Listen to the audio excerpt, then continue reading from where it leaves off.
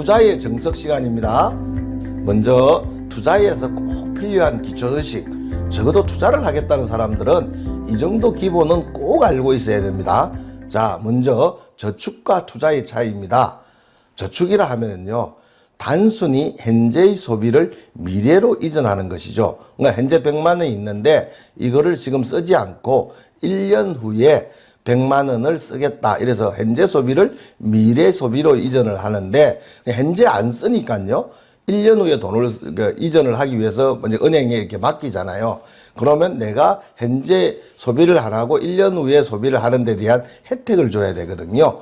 그것을 우리는 일반적으로 이자라는 혜택을 주게 됩니다.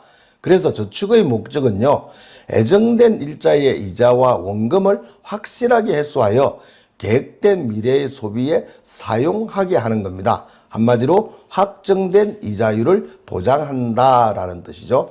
이에 반해서 투자라고 하는 것은요, 미래에 긍정적인 일이 발생하기를 바라면서, 근데 이게 바란다고 해서 꼭 그대로 일어나는 건 아니죠. 그래서 이런 불상사, 불확실성을 무릅쓰고 경제적 가치가 있는 자산을 운영하는 것으로 확정된 예적금 이자율보다 더 높은 수익률을 기대하기 때 하는 겁니다. 투자는요. 그래서 투자 결과의 불확실성으로 인해서 원금의 일부나 전부 또는 원금을 초과해서 손해를 볼 수가 있습니다. 그래서 저축은 현재 소비를 미래의 소비를 하니까 그 미래로 이전하는 데 대한 대가로 이자를 확실하게 주는 거죠. 그런데 투자라고 하는 것은요, 저축을 하면 확정된 이자율, 예를 들어 3%, 5%를 주는데 나는 이 3%, 5%만큼 가지고는 내가 좀 마음에 차지 않는다. 그래서 나는 사실은 10% 정도를 벌고 싶다. 그래서 10% 정도 벌고 싶을 때 내가 투자를 하게 되는데요. 문제는 저축을 하면 확정적으로 3%, 5%를 확정되는데 10%까지 더 많은 초과 수익률을 내려고 하면 결국 안 될 가능성, 즉 불확실성이 있다는 겁니다. 그래서 그 불확실성을 무릅쓰고 하는 것이 투자라는 겁니다. 그래서 저축에서 주는 확정된 이자율보다 더 많은, 더 높은 수익률을 기대할 때 투자라는 걸 하게 되는데, 그러면 불확실성이 있으니까 내가 생각한 대로 결과가 안 나올 수 있잖아요.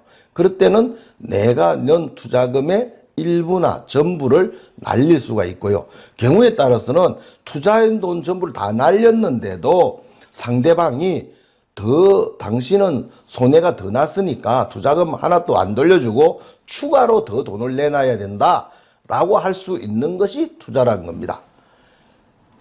그런데 또 우리가 투자하고 투기하고 또 이게 좀 헷갈리시면 안 되는데요. 투기라고 하는 것은요, 한마디로 여행심입니다. 여행을 바라고 과도한 위험, 정말 자기가 감당할 수 있는 위험을 떠안고 비교적 단기간에 비정상적인 이익을 내려고 하는 거죠. 예를 들어서 이 상품을 사서 내가 통상적으로는 10% 수익률을 하는 게 정상인데 이 상품을 사서 내가 3배를 갖다가 한 달 만에 벌겠다. 뭐 이런 것들을 우리는 흔히 투기라고 할 수 있습니다. 그런데 투자라고 하는 것은요, 은행 이자율이나 이런 확정된 수익률보다 더 많은 수익을 올리고 싶은 마음은 똑같지만 자신의 상황에 맞게, 자신의 처지에 맞게 맞추어서 투자도 하고요. 그 상품이 10% 정도 날 것이라는 이유를 합리적으로 기대를 해야 됩니다.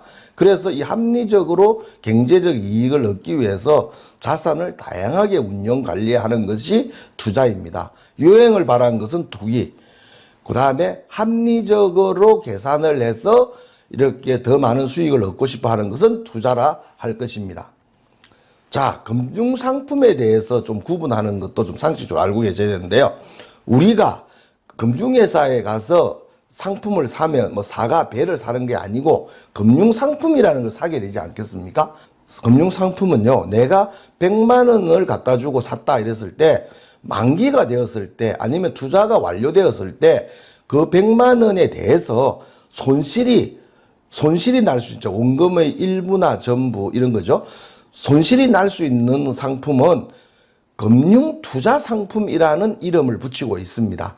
그런데 내가 금융회사에다 100만 원을 두고 만기가 됐을 때 그 100만 원에 대해서 확실히 돌려주는 경우에는 우리가 비금융투자상품이라고 합니다. 우리가 첫 1차 시회 때 배웠던 예금과 적금은 만기가 되면은 확실하게 원금을 돌려주고 확정된 이자를 줬지 않았습니까? 그래서 원금 손실 가능성이 없었기 때문에 비금융투자상품으로 분류되고 있습니다. 근데 금융투자상품은요, 일반적으로 우리가 증권회사, 자산운용회사, 뭐 이런 데서 또 뭐 이런 데서 주로 많이 팔고 있는 상품들인데요. 원금에 대해서 예를 들어서 내가 100만 원을 투자를 했는데 손실이 날 수 있다는 것까지는 일단 이해되는데, 아까 전에 이야기했잖아요. 원금의 일부 또는 전부까지 100만 원 투자했다 그러면 뭐 20만 원의 손실을 나거나 아니 100만 원까지만 손실을 나는 상품이 있고, 원금이 100만 원인데 100만 원은 다 손실이 나고 추가로 당시 200만 원 더 돌려줘야 된다. 더 추가적으로 손실이 났으니까 원금 100만 원은 다 날리고 추가로 200만 원을 더 손실이 나게 하는 상품이 있습니다. 그거를 원금 초과 손실 가능성이라 하는데, 그 원금 초과 손실 가능성이 있는 상품을 우리는 파생 상품이라는 말을 쓰게 되겠습니다. 그래서 우리가 이제 아까 이야기했죠. 원금까지만 손실이 날 가능성이 있는 상품을 우리는 정권이라 그러고요. 우리가 주식 사잖아요. 주식 지분정권이라고 하는데, 주식이 일반적으로 정권입니다. 우리가 주식을 샀는데 그 회사가 망했다. 그럼 주식 투자한 그것만 날리지 않습니까? 우리는요. 그리고 채권, 내가 그 회사채를 샀다 이거요. 회사채를 샀는데 그 회사가 망했다. 그럼 그 회사채 산 투자 원금 그것만 날리면 되잖아요. 그 다음에 우리가 펀드 하는 게 수익증권이잖아요.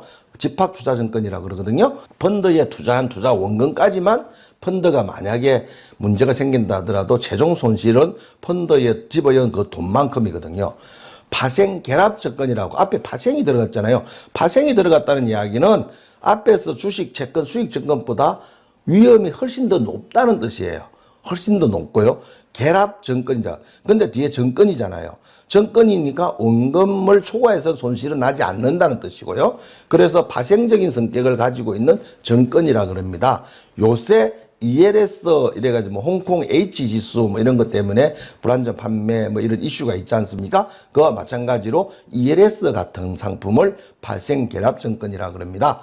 근데 파생결합증권은 말 그대로 주식, 채권, 수익보다 훨씬 더 위험한 상품이지만, 만약에 성공을 하게 되면, 투자 성공을 하게 되면 주식, 채권, 수익, 펀드보다 더 많은 이익을 볼 수도 있죠. 그래서 이런 상품들을 정권이라고 하겠습니다.